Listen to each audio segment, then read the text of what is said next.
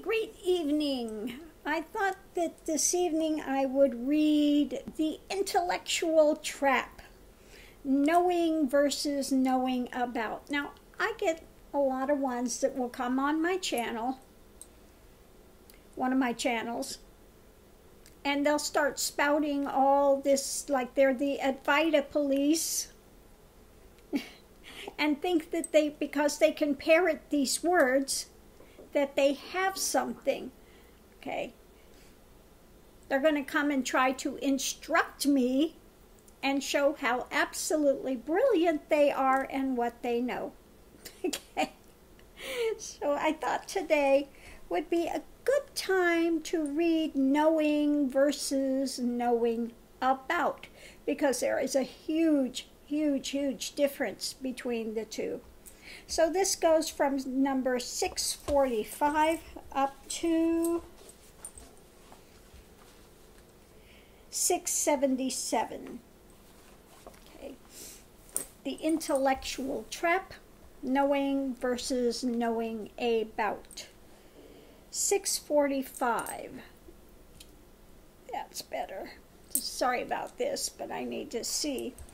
The understanding that you don't know is a first step to being open to encountering the truth of being. First, you have to recognize that you don't know, that you don't have the answers. If you're not open to that, you'll never get anywhere to begin with. Number 646. Such is the way of intelligentsia. Confusing being able to rattle off philosophical stances with liberation. If you're still suffering, that isn't it. While it may fool others, if there is no peace at the core of it, then it's an empty well. No living waters, no water at all. Eventually, that one will have to admit that they are parched and in want of the real thing. You can't drink from a mirage and be satisfied for long. Number 647. Realization simply is. It's not a viewpoint. There's no self in the moment of realization that realizes its self, big self. There is nothing other than that. Well, this is the difference in being realized and having an intellectualized holding about realization. They are 180 degrees away from each other. So people think that when they get to realization, they'll have a bigger ego self. Okay? I'm going to get to my higher self. My higher self. There is no your higher self. Okay? That your goes right out the door. Never existed. Okay? Let's go forward. 648. How can one abide as the Atman until one knows what the Atman is? You can't fantasize your way there. You can't use affirmations to realize what is always present. You can't abide as Atman until there is no I. 649. Philosophy is a mentally concocted set of ideas until all the conditionings fall away and it is a reality and not a philosophy. There is no philosophy or philosophizing with reality. Okay? Number 650. Source is known once the mind is stilled. So rather than this soapbox mentality of trying to teach the sight's guru, why not spend time within stillness, letting go of the mental drama until that which you are attempting to philosophize about is known? Then all of this becomes nothing more than Leela. 651. This is where most are stuck, attempting to gather and learn, to put it into place. This only solidifies that which must go. What is there to gather? Transient knowledge?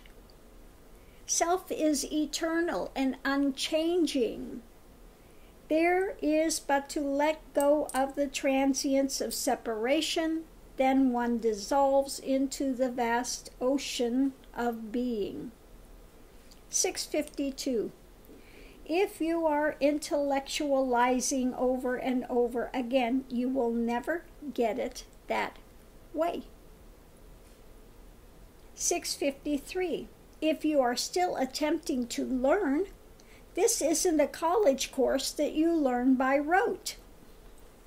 654. There is only that wisdom that breaks the chains of knowing once and for all that I am that I am. 655. For the jnani, there is no attachment to form. Neither does mind play occur, or does an I amness of I. This is the fallacy of an intellectual, conceptualized understanding. What, me? Wait until you are not. Kali is not. The world is not. But absolute presence is. There is nothing to be maintained in that moment. There is no universe. 656. After realization, the universe once again springs into view through the sense organs, but it's a sham, neither real nor unreal. Liken it to seeing a mirage. The waves rising up from a hot highway, one knows it for what it is. The waves are not taken for having any solidity. They are illusions. Also from the heart. So likewise is the world a moving mirage without substance. Like the hot air waves, neither real nor unreal. Seeing happens, but there is no seer in place. There is simply bliss cognized and the infinite stillness. What rises and falls is the mirage, nothing more and nothing less. And only self is, no personal self, but the primal essence which is. And you have fallen away into the void. 657. How much conjecture does one have to read before they are convinced it is known? Why waste time reading about apples? Quit and go find an apple tree. Sit under it until they ripen. Pick one, then enjoy. No matter how many thousands of books you read about apples, it only takes one bite to blow them all out of the water. It's up to you which is more important. 658. In realized being, there is no longer any questions that remain. There are no answers from anyone that suffices. It's only through direct reality, not echoes in time, that the truth is beyond truths is. It is uncovered, not by external debate or haranguing, Rather, it is by allowing the creationary mind of desires and aversions to die to its self-manufacturing. Words are within themselves obstructions. Debate sets up other and keeps the divided mind spinning out of control. 659. Will an unmoderated screenfest and online debate be any help as to going beyond the mind and the self and desires or aversions at hand? No. It's only in going within, confronting the self, that the mental games and threads that bind are severed forever. So, thank you again for your invitation, but we'll leave it to the seekers who hope to find something outside their self to battle, create, and sustain. Their dramas.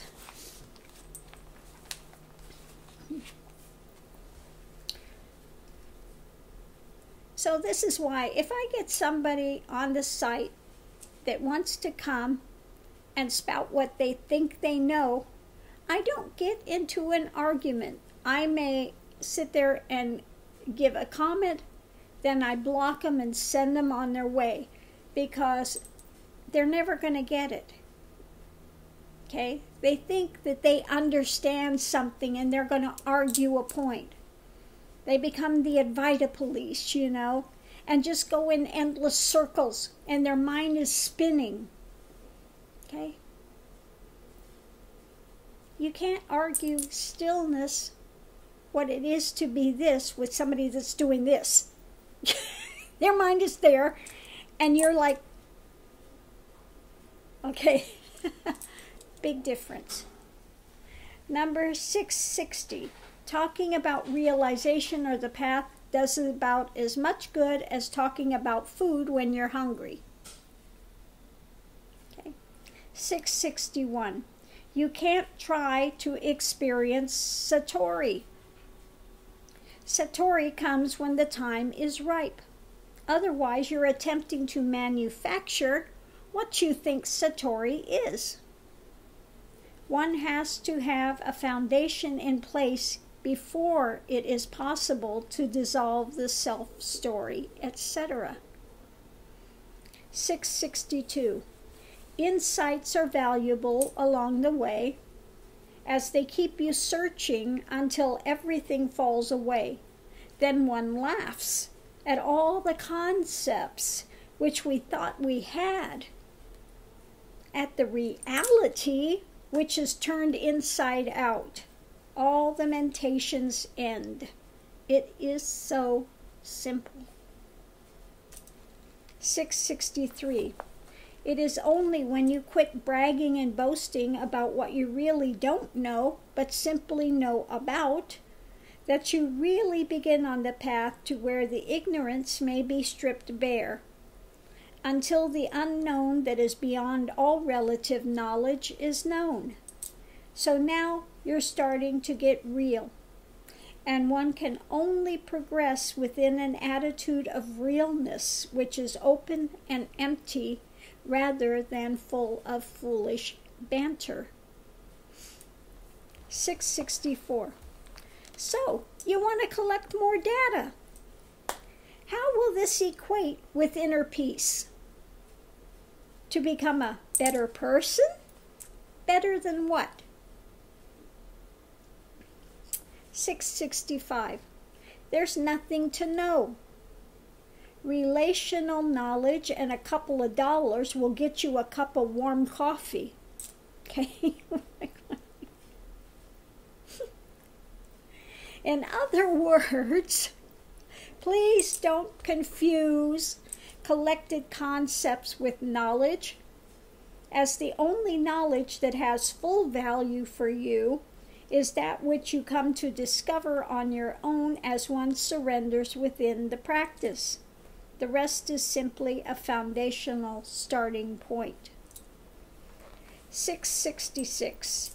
It is difficult to want realization so much, and yet it remains just outside your reach. You can talk about it, but why isn't it freeing? Simply because it isn't an intellectual knowing. It's a life-changing, whole, consciousness-altering, timeless event that never goes away. The consciousness enters into this is that remains forever reality.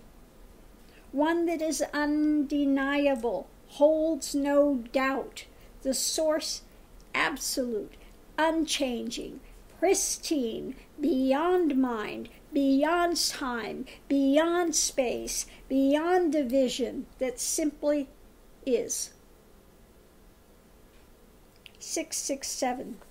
Absolute is not viewed by a persona. No persona is cognized. No world is cognized. No relative knowledge is cognized. There is nothing to say other than it is. Minus name, minus form, minus mental images, minus emotional content. It is the whole of being. The rest is dust in the wind. Maya now becomes the beautiful Leela of life. The essential essence, 100% life that has no death. The basic, unchanging, eternal, forever pure, untouchable is. That allows and makes possible the transient and ever-evolving world. Shakti, that has its inherent center, is nothing other than this seed of life, the bindu of eternal full potentiality that is the vastness of the universes. Its limited state is Shakti, transient flow, forever creating and then disbanding into another creation. 668. None of the reality can be really fathomed by reading these words. It can only be entered into where the whole dynamic awareness is changed in an instant, in the blink of an eye, and the universe is forever altered. The me that dies on the way transforms and remains as Parashiva, which dissolves all darkness in the light of truth. What returns is Parashiva Parashakti. The overwhelming cognition is that this is the reality. It is the core and center of all of your being.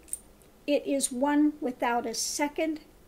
There is nothing that is not this is.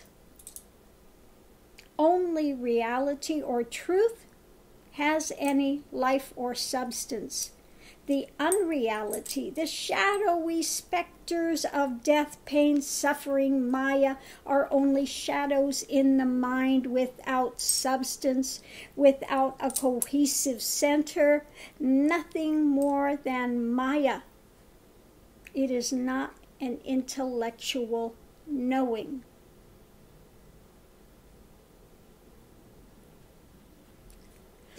(669) It isn't my intention to continue with philosophical debate, etc., as it only goes so far to aid you in your progress. You won't get much further until you stop the talking and begin to start walking the path. 670. All relative knowledge is nothing other than separational bouncing mind, creating and sustaining a barrier called separation. I versus other. When there is only one, what is there to chase? What is there to cling to or wrestle with? What is there to define? What is there to categorize? What is there to learn? There's only God or essence that is, and this is Leela, play. Beyond this seeming external shell called Swamiji or Sadashiv or whatever, there is only one divine essence which is, so submerge and dissolve into this is. 671. The substance of primary essence, which is source or consciousness, can never be understood by intellect, as intellect is mind, which is created by thought, which is movement of consciousness into energy and form. Therefore, it is only when the five senses and the mind have been stilled that which is abstract intelligence or self or source may be entered into and experienced directly. Actually, entered into is not a correct correlation, for it is the basis for all that appears as substance at the heart of all creation. Simply, that substance is. 672. Look at facts. You have no direction, no wisdom, no direct experience to know what is the truth from the fallacy being generated as a philosophy. At this point, start seriously meditation and start asking for instruction and the keys that chip away at illusion. 673. Many think if it's channeled, it must be higher. Not so. Or just because they contact something that's out of body, it must be wiser. Once again, not so. Why? Why would you channel when the knowledge can be there firsthand? And what is the difference in channeled versus any book that you read? It still isn't known more directly. That is the delusion, that it is somehow more special, and yet more often than not it's tainted with ego's, mind's, wants. 674. What is life for? What's life for? Knowing self, which is knowing all. I'm not speaking of knowing all relative knowledge in the phenomenal world, but that still point, which makes possible all knowledge.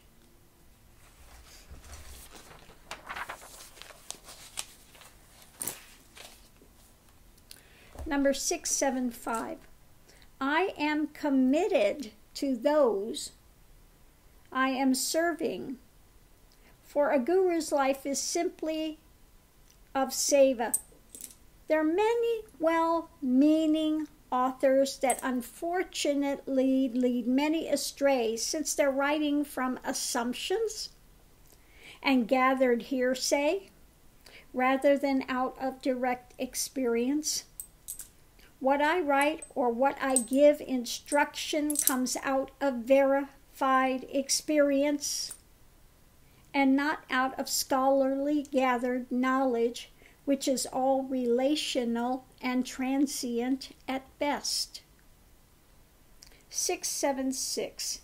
Insights come until all falls away, and the source, which is reality, unchanging and permanent, is known, and then the transient is known to be the fragrance and simply the byproduct of is.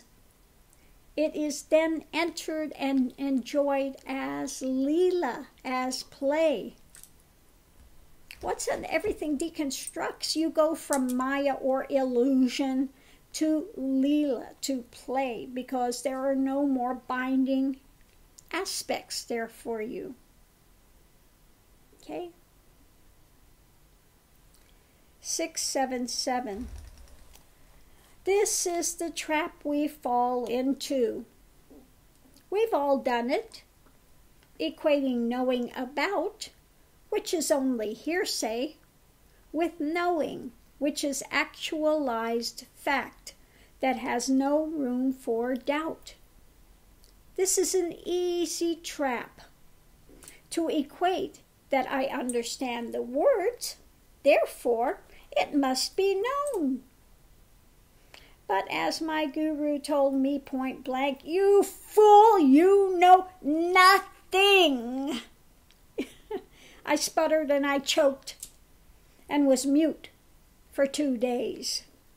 But this threw me into a deep state of self-inquiry that tore the foolishness of conceptualization away. I can say honestly that no concept holds a candle to what is.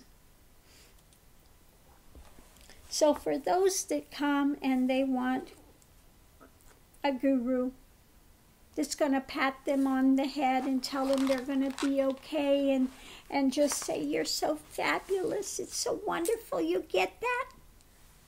That might not be what they need. Okay? Don't underestimate when a guru has to be harsh and hard and throws you back on yourself. Because sometimes that's what's needed to break through. That shock, that sudden just boom, energy that is point blank just hits you like a rock, a solid wall, and you can't go any further. Okay? Throws you back in on yourself rather than projecting outward. Now, finally, one becomes silent.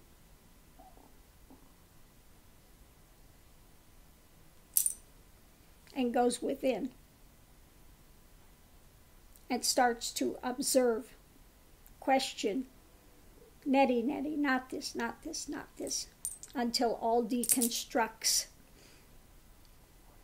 And then you know what is grace and you know what is true compassion versus this phony, syrupy, sweet, modeling, coddling thing that people want to think is compassion.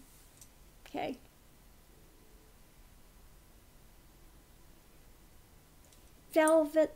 Little velvet bars of ropes that tie you up.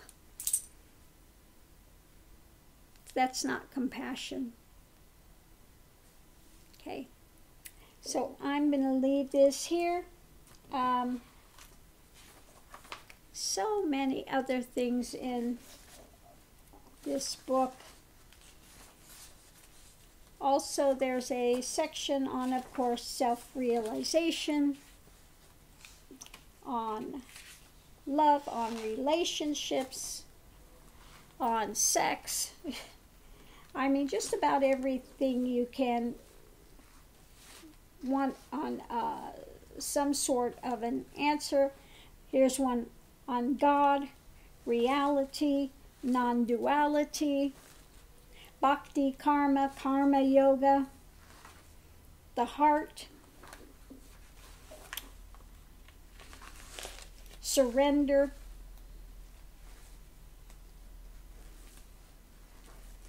the now versus the past,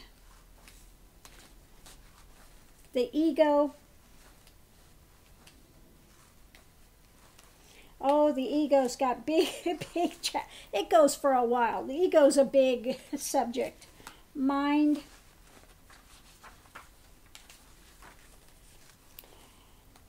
I read fear, desire. There's emotions. Anyway, there's a lot more in here. Thoughts, vairagya, witnessing. So lots and lots in here. 220 pages of Song of the Butterfly, finding the freedom within.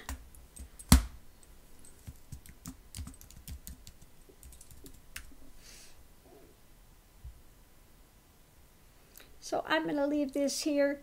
Thank you for tuning in. Again, those that are on the Tarot channel, if you enjoyed this, please click the link for a like. Those on my other channel, click it if you want. It's all good.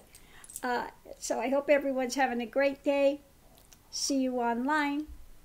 Namaste and aho.